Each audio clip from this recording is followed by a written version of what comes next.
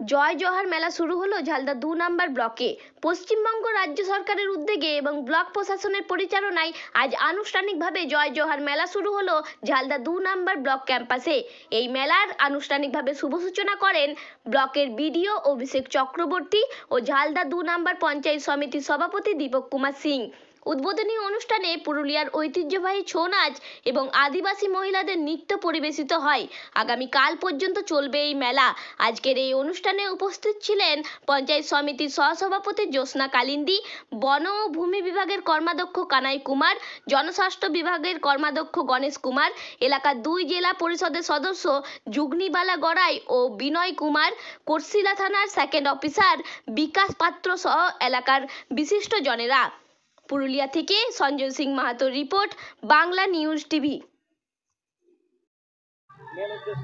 Main উদ্দেশ্য হচ্ছে আজকে মাননীয় মুখ্যমন্ত্রী মমতা ব্যানার্জি মানে আদিবাসী অধ্যুষিত যে গ্রামগুলো আছে মানে ওদেরকে কি করে আমরা আগে আবার নিয়ে যাই, কি করে ডেভেলপ হয় সেই চিন্তা ভাবনায় উনি আছেন। এইভাবে এই মেলাটা উদযাপন হচ্ছে, প্রতি বছরেই হয়।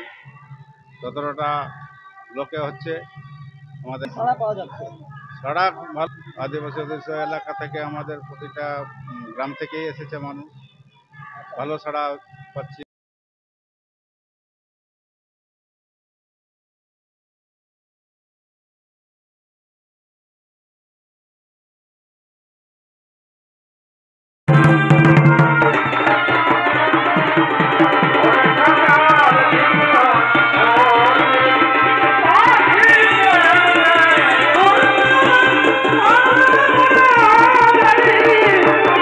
Oh,